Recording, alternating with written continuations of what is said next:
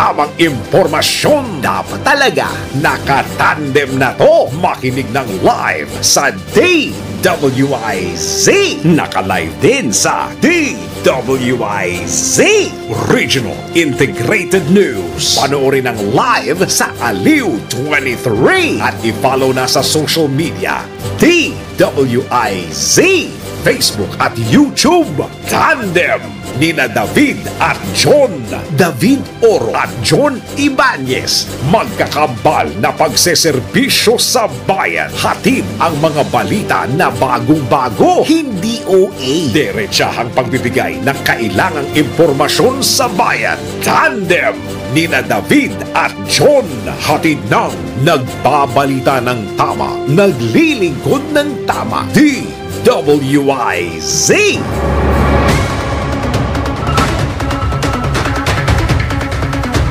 Narito na ang headline sa inyong nag-iisang tandem ngayong araw ng Lunes, 26 sa buwan ng Pebrero 2024. Tandem! Epekto ng El Nino sa mga magsasaka, tumindi pa. Level ng tubig sa ilang dam sa bansa, patuloy na nababawasan. Tandem! Sa gitna ng issues sa People's Initiative, investigasyon naman o hiwalay na investigasyon sa AKAP Fund, ilalarga na ng Senado. Tandem! Pagsuspindi sa taas singil sa PhilHealth, pinag-aaralan na. Tandem! 350 peso legislated wage hike, gumugulong na sa Kamara. Tandem! Sa balitang pangkalakalan, PEZA approved project sumirit na sa unang 2 buwan ng taon. Tandem! Balitan pa sa ibaing dagat, Nigeria naharap sa pinakamatinding krisis sa ekonomiya. Tandem! Sa balitang showbiz, Mariel Padilla kumita pa ng malaki sa pangbabatikos dahil sa pagpapaturok. Tandem! At sa balitang pampalakasan, abangan ng Real Sports ni Tandem Anthony Suntan. Tandem nina David at John. David Oro at John Ibanez. Magkakambal na pagseserbisyo sa bayan. Tandem! Magandang umaga, Luzon, Visayas, Mindanao, Pilipinas. Kami po ang inyong mga tagapaghatid balita, John Ibanez. True na sino? Tandem! At sa oras na 22 kalahating minuto na makalipas ang ikapito ng umaga, narito na ang detalye ng mga nagbabagang balita. Lumobo pa sa 357 million pesos o mahigit doble mula sa unang naitalang 151.3 million pesos ang halaga ng pinsala ng El Nino phenomenon sa mga sakahan sa bansa.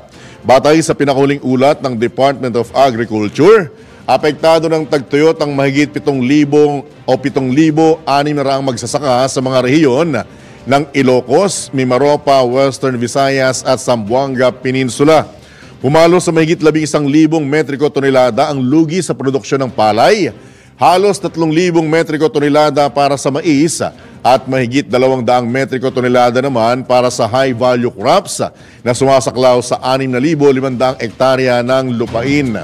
Ayon pa sa DA, ang mahigit 11,000 metric tons sa pagkalugi sa produksyon ng palay ay kumakatawan sa 0.12% ng kabuuang target na dry cropping season output para sa 2024, habang ang tinatayang pagkawala ng produksyon sa mahigit 2,800 metric tons sa mais ay katumbas naman ang 0.06% na target production. Tandem! Patuloy naman ang pagsadsad ng level ng tubig sa ilang dam sa Luzon. Ayon sa Pag-asa Hydrometeorology Division, bumaba sa 206.43 meters ang level ng tubig sa Angat Dam kumpara kanina po ito as of 6 a.m. kanina, kumpara ho ito sa 206.45 meters kahapon.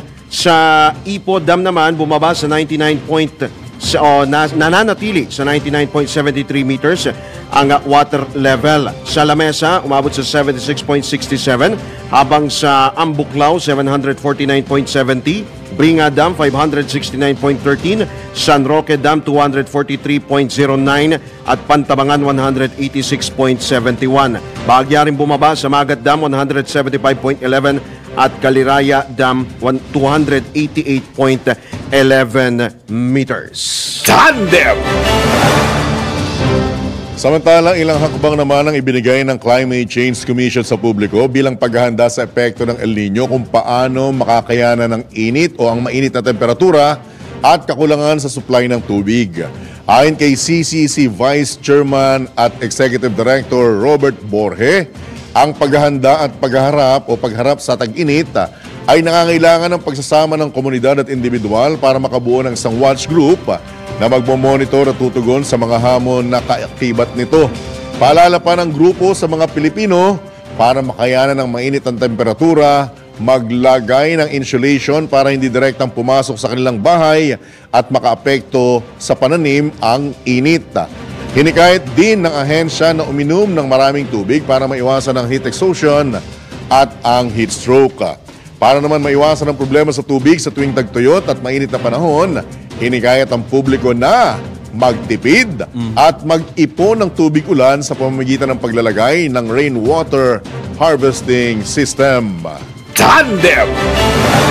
Speaking of tag-init, makararanas ng matinding tagtuyot ang Metro Manila sa Abril at Mayo bunsod ng El Nino phenomenon. Ayon sa Pag-asa, nangyayari ang drought condition kapag may malaking kakulangan sa ulan sa loob ng 3 hanggang 5 magkakasunod na buwan. Kaugnay naman sa nararanasang mahinang pag-ulan kahapon sa Metro Manila, nilinaw ni Pag-asa Climate Monitoring and Protection Section Head Analisa Solis na dala ito ng Northeast Monsoon o amihan at walang malaking epekto. Sabay nito patuloy ang paalala na Pag-asa na magtipid sa paggamit ng tubig, kasunod na rin ang patuloy na pagsadsad ng level ng tubig sa Angat Dam. Tandem! Sa iba pang tampok na balita, walang binanggit sa konstitusyon na hiwalay na boboto ang mga senador at kongresista sa pagbabago ng saligang batas. Ito ang paalala ni Senior Deputy Speaker at Pampanga 3rd District Representative Aurelio Dong Gonzales Jr. sa mga senador na pumuna sa resolution of both houses number 7 ng Kamara na nagpapahiwatig ng joint voting ng dalawang kapulungan. Ipinunto ni Congressman Gonzales na nakasaad sa Section 1, Article 17 o Amendments and Revisions ng 1987 Constitution na anumang pag-amyenda o revisyon sa saligang batas ay maaaring ipanukala ng Kongreso sa pamamagitan ng 3/4 vote ng lahat ng miyembro. Una nang inihayag ni Senator Jinggoy Estrada na suportado nito ang pag-amyenda sa economic provisions pero hindi ang RBH 7 dahil pinapahiwatig nito ang joint voting. Ang RBH 7 ay ang resolusyon ni na Congressman Gonzales at ilan pang mga leader sa Kamara na isinumite sa mababang kapulungan noong Lunes. Tandem! Nanawagan naman si Senator Amy Marcos sa Department of Budget and Management na huwag munang ilabas ang 26.7 billion pesos na pondo ng kontrobersyal na AKAP ng DSWD. Ipinunto ng senador na kailangan munang linawin ng DSWD ang mga bumabalot na issue sa bagong programa. Nakatatakot anya na napakalaki ng pondo ng programa pero kahit IRR o Implementing Rules and Regulations at kung kanino ito mapupunta ay wala pa rin ang ahensya.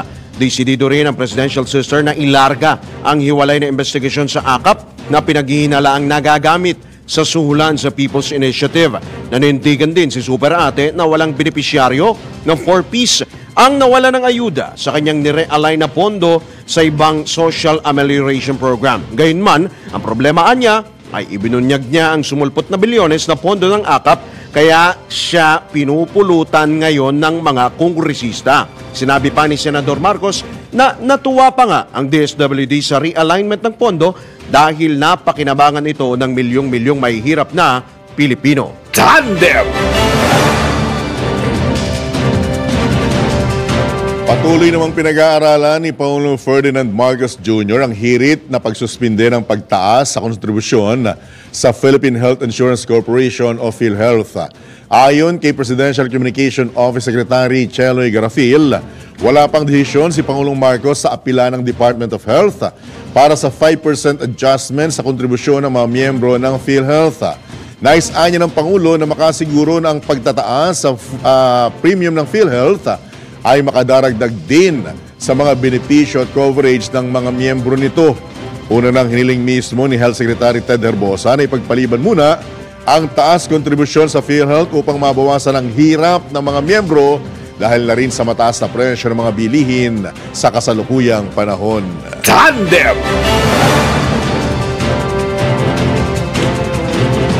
Pag-aaralan na ng Kamara ang pagpasa ng panukala na magtataas sa arawang sahod sa 150 hanggang 350 pesos. Ayon kay House Majority Leader Miguel Jose Manix Dalipe, maraming kongresista ang naliliitan sa 100 pesos na dagdag sahod na inaproba ng Senado kamakailan. Una nang inatasan ni House Speaker Martin Romualdez ang liderato ng Kamara na humanap ng paraan upang mapalaki ang naiuwing sahod ng mga manggagawa at pag-aralan kung kakailanganing baguhin ang Regional Wage Board mechanism ng bansa.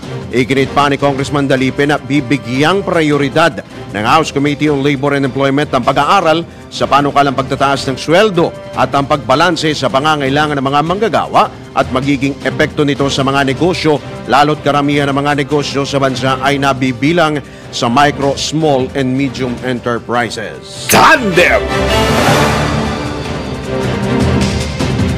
Samantala, nakatakdang i-demonstrate ng South Korean firm na Miro Systems ang bagong automated election system para sa 2025 national and local elections sa harap na rin o sa harap ng mga mambabata sa susunod na buwan. Sinabi ni COMELEC Chairman George Garcia na pupunta ang poll body sa Kongreso sa March 5 para magsagawa ng demo ng prototype machine ng Miro. Dagdag pa ni Chairman Garcia na bahagi ito ng contract negotiations sa Miro upang mapawi ang agam-agam ng publiko, Senado at Kongreso at sila mismo ay magkaroon ng kasagutan doon sa mga katanungan patungkol dito. Gagawin ng demo sa Kongreso bago ang manufacturing ng mga vote counting machines na gagamitin sa susunod na halalan. Tandem! Sa iba pang balita, nakatakdang lagdaan mamaya ni Pangulong Ferdinand Marcos Jr. ang tatlong panukalang batas kasama ang isang bill na nagsusulong ng mga pagpapago sa mga benepisyo para sa mga senior citizens. Nabatid na magiging ganap ng batas ang panukalang magpapalawak ng benepisyo para sa mga lolo't lola o ang pag-amyenda sa Republic Act 11983 o Centenarian Act. Sa ilalim ng panukala, mga senior citizens ang umabot sa edad na anyos ay dapat makatanggap ng 10,000 pesos habang ang 90 anyos naman ay makararanggap ng cash gift na 20,000 pesos. Ang mga nakatatanda naman na umabot ng 100 taon ay patuloy ring makatatanggap ng 100,000 peso cash gift. Bukod pa sa sulat ng pagbati mula sa Pangulo. Nakatakda ring pirmahan ni PBBM ang Tatak Pinoy Act na layunin palakasin at ipakilala ang mga lokal na produkto at serbisyo sa Pilipinas. Maliban dito, sinasabing lalagdaan din ni PBBM ang Magna Carta of Filipino Seafarers na naglalayong magbibigay ng mga karagdagang benepisyo at proteksyon para sa mga mandaragat na Pinoy. Tandem! Sa oras na 33 minuto na makalipas ang ikapito ng umaga, dumako naman tayo sa mga pag-uulat mula sa labas ng himpilan. Tulong sa mga pamilyang naapektuhan ng sunog sa Ormoc City, ipinagkaloob na ng DSWD. Detalye mula kay Patrol 30, Jelly Mendez. Nagpaabot ng tulong ang Department of Social Welfare and Development Eastern Visayas sa mga pamilyang naapektuhan ng sumiklab na sunog sa Cogon, Ormoc City noong Huwebes. Matatandaan na aabot sa mahigit 50 pamilya ang nawalan ng tirahan matapos sumiklab ang apoy sa nasabing lugar. Tinatayang nasa 774,000 ang halaga ng danyos na naabo matapos ang nanganap na sunog. Ayon sa DSWD, kabuuang 144 na family food packs at 192 na food item o non-food item gaya ng hygiene kits, kitchen kits, family kits at sleeping kits ang ipinamigay sa mga apektadong pamilya. Namahagi rin ng 148 na piraso ng tubig ang departamento sa mga biktima ng sunog na pansamantalang naninirahan sa barangay Doña Feliza Mejia at sa Cogon Covered Court. Ito ay bilang pansamantalang evacuation center. Patuloy naman ang pakikipag-ugnayan ng DSWD sa mga lokal na pamahalaan ng lalawigan para sa iba pang mga hakbang kabilang na ang karagdagang tulong o assistance sa mga affected families. Ito si Patrol 30 Jelly Mendez nag-uulat para sa impilang may todong lakas sa DWIZ. Nagbabalita ng tama, naglilingkod ng tama. Tandem. Samantala, cyber skills development activity isinagawa ng Philippine Army. Ang detalye buhat kay Patrol 19, Shelly Ortega Bueno. Nagtataka si Senator Chis Escudero kung bakit umaalma ang Department of Labor and Employment sa panukalang batas na magdadagdag ng 100 pesos sa daily minimum wage ng mga manggagawa sa pribadong sektor, gayong dapat nitong kampihan ang mga manggagawa. Reaksyon nito ni Senator Chis Escudero sa naging babala ni Labor Secretary Bienvenido Laguesma na maaaring tumaas ang presyo ng mga pangunahing bilihin kapag pinatupad ang dagdag na 100 piso sa daily minimum wage ng mga obrero. Ipinaalala ni Escudero na ang pangunahing tungkulin ng DOLE ay sulong ang kapakanan ng mga manggagawa at hindi para harangin ang anumang legislation na naglalayong mapahusay ang kalagayan ng labor force. Giit ng Senador, mahabang panahon nang nagtitiis ang ating mga manggagawa, kaya sana'y magpasa rin ang Kamara ng kahalintulad na panukalang batas para madagdagan ang sahod ng mga obrero. Bagamat approve na sa Senado ang panukalang legislated wage hike, sa ngayon ay hindi pa ito umuusad sa Kamara de Representantes. Ito sa Patrol 19, Shelly Ortega Bueno, para sa DWIC, nagbabalita ng tama, naglilingkod ng tama. Tandem. Samantala, pagtutok sa legalisasyon ng motorcycle taxi, tiniyak ng Kamara. Detalye mula kay Patrol 11, Tina Nolasco. Siniguro nga ni House Speaker Martin Romualdez na bibigyang prioridad ng mababang kapulungan ng Kongreso ang panukala para sa legalisasyon ng motorcycle taxi at pagpapaluwag sa kasalukuyang regulasyon ng Transportation Network Vehicle Service o TNVS sa Pilipinas. Alinsunod na rin anya ito sa direktiba ni Pangulong Bongbong Marcos Jr. para mas mabigyan na mapagpipilian ang mga mananakay at bilang solusyon sa mga problema sa sektor ng transportasyon. Ayon kay Romualdez, marami ng Pilipino ang nabigyan ng trabaho at kabuhayan mula sa industriya ng motorcycle taxis, kaya't panahon na anya para kilalanin ito at mabigyan ng sapat na regulasyon para mapangalagaan ang interes ng publiko. Mabatid na sa kasalukuyan tumatakbo ang pilot testing ng operasyon ng motorcycle taxi sa Metro Manila at Cebu na umarangkada simula pa noong 2019. Ito si Patrol 11, Tina Nolasco, para sa impilang may todong lakas DWIZ, nagbabalita ng tama, naglilingkod ng tama. Kapag may bagong balita, naka-on air agad-agad DWIZ Patrol Report. Sa pagpapatuloy pa rin ng ilang pang mga balita, kulang ang pagpasa ng mga batas upang alisin ang pangamba ng mga dayuhang mamumuhunan sa economic restrictions na nakasaad sa 1987 Constitution. Ito ang inamin ni na Dr. Romulo Emanuel o Dr. June Miral Jr., hepe ng Congressional Policy and Budget Research Department o CPBRD at House Deputy Majority Leader at Tingog Party List Representative Jude Asidre. Ang CPBRD ay nagsisilbing think tank ng Kamara na ang layunin ay magbigay ng ideya, mungkahe, technical assistance at information support sa pagsusuri at pagbuo ng mga socio-economic law na makatutulong sa pag-unlad ng bansa. Ayon kay Miral, mawawala ng saysay ang pagsisikap ng legislatura para manghikayat ng mga foreign investor kung hindi magbabago ang saligang batas. Hinilimbawa rin niya ang pag-amyenda sa Public Service Act na layuning alisin ang 40% na limitasyon sa pagmamayari ng mga dayuhang mamumuhunan sa mga kumpanyang may kaugnayan sa public service. Kahit na naisabatas na, hindi pa rin anya na ipapatupad ang Republic Act 11659 o yung Public Service Act of 2022 dahil sa kakulangan ng implementing rules and regulations. Bukod pa sa mayroong inihaing petisyon sa Korte Suprema na kumukwestiyon sa legalidad nito. Kinatigan naman ni Asidre ang mga punto ni Miral tungkol sa kakulangan ng katatagan ng mga patakaran sa ekonomiya ng bansa, kaya dapat maging malinaw ang mga ito upang magkaroon ng kumpiyansa ang mga foreign investors sa bansa. Tandem. Samantala, walang exempted sa pagsunod sa batas kahit pa ang self-proclaimed na appointed son of God na si Pastor Apollo Kibuloy, founder ng Kingdom of Jesus Christ Church. Ito naman ang binigyang diin ni House Deputy Majority Leader at Tingog Party List Representative Jude Asidre na dismayado sa mga ipinahayag ng pastor sa isang audio clip na ipinost sa social media. Hindi na niya dapat patulan ang sinabi ni Kibuloy at sa halip, ipatupad ang batas laban sa naturang religious leader dahil sa mga paglabag nito. Kamakailan lamang naglabas na ang Kamara ng Sabpina laban kay Kibuloy matapos itong isnabin ang mga imbitasyon ng House Committee on Legislative Franchises na nag-iimbestiga sa sinasabing mga paglabag ng Sunshine Media Network International and Broadcasting Network kung saan umeere ang mga pangaral ng pastor. Tandem! Sa iba pa ring paksa ng mga balita, naging mapayapa sa pangkalahatan ang isinagawang kaliwat ng kilos protesta kasabay ng ika-38 anibersaryo ng EDSA People Power Revolution.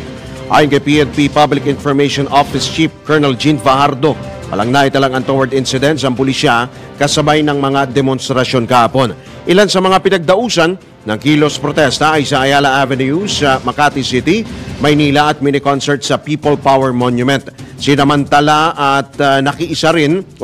nakiisa rin ang grupong Piston kasabay ng pagkasa ng demonstrasyon bilang pagtutol naman sa PUV Modernization Program.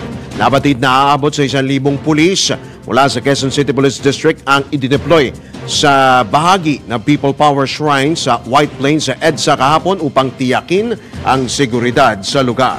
Tandem! Binigyang diin naman ni Pangulong Ferdinand Marcos Jr. ang kahalagahan ng kasaysayan at kanyang hinimok ang publiko na magbasa. Ginawa ng Pangulo ang pahayag kasabay ng ika-38 anibersaryo ng EDSA People Power Revolution at tugon sa liham ng isang Erika na nagsasabing ang mga tao'y may distorted o baluktot na ideya sa politika. Ayon kay Pangulong Marcos, napakahalaga ng interes ni Erika sa kasaysayan dahil maraming matututunan ang lahat. Dagdag pa ng Pangulo, kailangan ng mamamayan na magbasa ng iba't ibang material habang kinikilala ang paglaganap ng mga peking balita o fake news. Tandem! Hinikayat naman ni Vice President Sara Duterte ang publiko na pagtibayin ang diwa ng 1986 EDSA People Power Revolution. Ginunita rin ni VP Inday ang mga matatapang na tao na nagbigay daan sa pag-unlad ng Pilipinas at kanyang binigyang diin na hindi makalilimutan ang kanilang mga sakripisyo. Pinapurihan pa na Vice Presidente ang mga nagkaisa sa EDSA upang ipaglaban ang demokrasya at kalayaan at kanyang ipinaalala ang mga aral ng People Power, kabilang ang kapangyarihan ng pagkakaisa, lakas ng mga Pilipino at kahalagahan ng pagtindig para sa tama. Ugnayan nito, hinimok din ni VP Duterte ang mga Pilipino na ipagpatuloy ang pagbuo ng makatarungan, mapayapa at maunlad na bansa kung saan naririnig ang lahat ng boses o tinig at nakakamit ang mga pangarap. Tandem! Samantala, ika-4, ulitin ko po ika-4 ang Ninoy Aquino International Airport sa worst airport in Asia. Batay na rin sa survey website mula naman sa United Kingdom. Ayon sa survey ng Busin, business. Naman naputol Ulitin ko Ayon po sa survey ng businessfinancing.co.uk, nakapuntos lamang ng 2.78 ang naiya mula sa business travelers na nagbigay ng rating sa mga paliparan sa Asia ng 1 to 10. Nakakuha naman ng 1.69 na score ang Kuwait International Airport na sinundan ng Almaty International Airport sa Kazakhstan at King Abdulaziz International Airport sa Saudi Arabia. Tinuring naman na best airport sa Asia ang Noi Bai International Airport sa Vietnam. Naungusan pa tayo ng Vietnam. Hindi nga, totoo ba yan? Na may average rating na 6.80. Ito yung Changi. Okay yan. Sinundan ng Changi Airport sa Singapore. Good ako dyan. At Hong Kong International Airport. Isang tunay. Wala pang pahayag ang Department of Transportation hinggil sa pagiging ika-4 ng naiya sa worst airport in Asia. Tandem! Sa iba pa ring balita, umapela ang grupong Samang Industriya ng Agrikultura o SINAG sa pamahalaan na mahigpit na bantayan at aksyonan ang nangyayaring bentahan ng mga agricultural products online. High-tech. Kabilang po ang sibuyas. High-tech. Batay sa monitoring ng Sinag, 25 pesos na ang presyo ng sibuyas online. Ang nalulugi po kung ikukumpara sa mga benta ng mga local farmers. Totoo po yan. Dahil dito, napipilitang ibagsak din ang farm gate price ng mga magsisibuyas. Ayon kay Sinag Executive Director Jason Kainglet, dapat may maayos na inventaryo ang Department of Agriculture at ang Bureau of Plant and Industry. Sa ganitong paraan, anya, hindi na kailangang mag-angkat lalo na at panahon pa ng anihan ng sibuyas. Umapila rin si Kainglet na dagdagan pa ang mga cold storages na hanggang ngayon yan po ang challenges. At patakbuhin na ng mga lokal na magsasaka yan pong mga cold storages. Tandem! Tandem! Balitang pangkalakalan. Tinatayang aabot sa 510 million pesos ang naideposito sa coin deposit machines ng Bangko Sentral ng Pilipinas. Katumbas ito ng 145.5 million na piraso ng mga barya mula sa mahigit 134,000 na transaksyon. Kaugnay nito, mula Hunyo 2023, pinadali ng coin deposit machine ang pagdeposito ng kanilang mga barya na maaaring ma-credit o mapunta sa kanilang mga e-wallet tulad ng GCash o maipalit bilang shopping vouchers. Ang nasabing mga makina ay sa ilalim ng Coin Circulation Program ng BSP na layuning ibalik sa sirkulasyon ng mga nakatambak na barya at itaguyod ang isang cash lit, tama ba? O cash light, o tama ba? Economy gamit ang digital payment adoptions. Tandem! Mga balitang dapat alam mo kahit sa labas ng bansa. DWIZ Balita sa Ibang Bansa. Naharap ang Nigeria sa isa sa pinakamatinding krisis sa ekonomiya na nagbunsod ng galit at mga protesta sa buong bansa. Nabatid na dahil sa pagsirit ng inflation rate ay bumagsak sa pinakamababa ang halaga ng pera ng nasabi bansa. Batay sa datos sa National Bureau of Statistics Consumer Price Index, tumaas sa 29.9% year-on-year noong Enero kumpara noong mga nakaraang taon na bumaba ng mahigit 70%. Inflation po ang tinutukoy dyan. Nabatid ng Nigerian government ay tumama sa isang bagong all-time low laban sa US dollar. Yung Nigerian Naira, ito po yung pera ho nila, ay lumagpak po sa all-time low laban sa US dollar sa kaparehong at parallel na foreign exchange market. Tandem! Ito na ang latest, bagong-bago, fresh na fresh, DWIZ Showbiz News. Tandem Drew, mga katandem, may naganap na paglilinaw. Nang? Lininaw ngayon ng showbiz personality na si Mariel Rodriguez na vitamin C drip at hindi whitening glutathione ang kanyang tinanggap sa nag-viral na picture habang nasa opisina siya ng mister na si Senator Robin Padilla. Paliwanag ni Mariel, nasa Senado siya upang suportahan ang mga panukala ng mister sa gitna ng kanyang busy schedule bilang may bahay, ina at online seller. Matapos pag-usapan ng netizen, marami naman ang nagulat nang mag-live selling pa ang dating PBB host sa kanyang social media account. Samantala, humingi na ng paumanhin si Mariel sa publiko at sinabing hindi niya intensyon ang siraan o sirain ang integridad at dignidad ng Senado. Tandem! Ito lang naman ang sa akin. Medyo mahaba-haba pa kasi yung oras na. Mahaba-haba pa yung oras natin. Sapagkat, kumbaga sabi nga ni Senator Nancy Binay, yung pagiging popular mo or sikat mo, may kaakibat yan eh. Parang yung sinabi ni Uncle ni Spider-Man. Yeah, si Ben, Uncle Ben. Uncle Ben, in English. In English, tandem. Anong sabi niya? Ang sabi niya, with great power comes great responsibility. Yes. Di ba? Kumbaga, sabi nga nila total nandyan ka na rin lang at nandyan ang mister mo.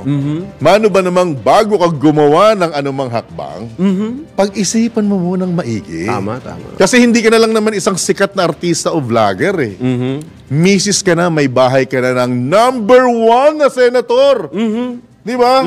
Kaya dapat, yung responsibilidad ng mister mo na isang number 1 senator, dapat inaalalayan at pangatawanan niya. Oo, at ika nga'y gawin mo ang lahat na magagawa mo para igalang ang bigyang respeto, ang karespe-respetong institusyon institusyon po na pinaglilingkuran ng iyong mister. Diba? Kahit ano pa po yung iturok mo, wala naman kaming pakialam. Vitamin C daw. Kaya wala naman akong pakialam dyan Ang pakialam ko dyan, number 1 ang senator ang mister mo. Igalang mo ang opisina ng number 1 na senator. Ikaw na, Tandem, gumiinit ang ulo. Dito ho tayo, sasabihin ko sana, with great power comes great electricity bill Patay tayo dyan. Mag-good news ka. Ang init kasi. Good news ho muna tayo. Good news ho tayo.